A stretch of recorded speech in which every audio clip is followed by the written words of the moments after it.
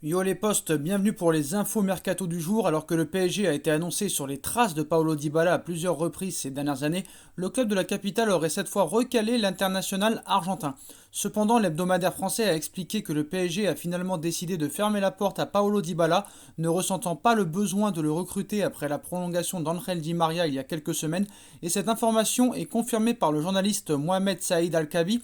Sur son compte Twitter, le journaliste qatari explique en effet que les services de Paulo Dybala auraient été offerts au Paris Saint-Germain, mais que le club de la capitale a finalement bien décidé de rejeter cette possibilité. Reste maintenant à savoir où Paulo Dybala pourrait rebondir si jamais il ne prolonge pas à la Juventus. On passe à l'attaquant du Paris Saint-Germain, Moïse Kean. D'après les informations de Tutosport, Moïse Kean est la grande priorité de la Juventus. Qu'il y ait ou non la Ligue des Champions à la fin de saison, la vieille dame aurait un attrait particulier pour l'Italien qui aimerait beaucoup retrouver Turin où il a commencé sa carrière. D'ailleurs, avec les possibles départs de Cristiano Ronaldo ou encore d'Alvaro Morata, l'attaquant actuellement prêté au Paris Saint-Germain par Everton serait un titulaire indiscutable à la Juve la saison prochaine. On enchaîne avec Sergio Ramos, certaines révélations sorties en Espagne laissant un doute sur la position de Sergio Ramos. Ces dernières heures, certains médias espagnols ont annoncé que le Real Madrid avait enfin transmis une offre de contrat à Sergio Ramos correspondant à ce qu'espérait son défenseur emblématique, à savoir un salaire équivalent à celui qu'il touche actuellement, autour de 15 millions d'euros net par an. Mais selon Desport Quattro, Sergio Ramos aurait décliné, réclamant cette fois une augmentation de salaire.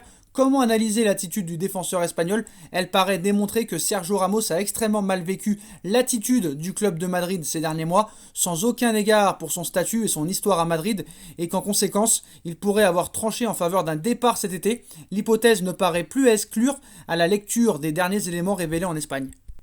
Place au feuilleton de l'été, le dossier Lionel Messi, cet élément qui ouvre la porte à un trio Messi, Mbappé, Neymar au Paris Saint-Germain cet été. Les conditions de la prolongation de Neymar apportent un élément contextuel rendant beaucoup plus envisageable un trio Messi, Mbappé, Neymar au Paris Saint-Germain cet été. Certains médias ont annoncé que le dossier Messi restait surveillé de très près du côté du PSG et qu'il n'était pas lié au destin de Kylian Mbappé, ce qui signifie qu'un trio Messi, Neymar, Mbappé au Paris Saint-Germain cet été est tout à fait possible, confirmant ce que disent les médias apparemment ces derniers jours. Un élément est venu appuyer encore cette possibilité. En effet, selon plusieurs médias, Neymar aurait accepté de baisser son salaire annuel de 36 millions à 30 millions d'euros pour prolonger, pour faire venir Lionel Messi.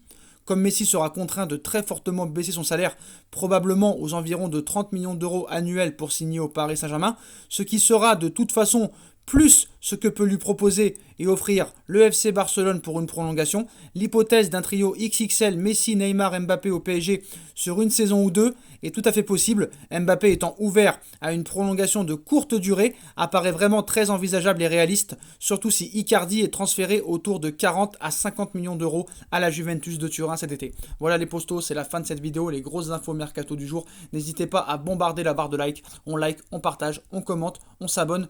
On active la petite cloche pour être tenu au courant des vidéos qui vont sortir. On me rejoint sur mes différents réseaux sociaux, surtout sur mon Instagram SBFootNews. Et n'hésitez pas à commenter cette vidéo et on se retrouve très vite pour une nouvelle vidéo les postos. Tchuss!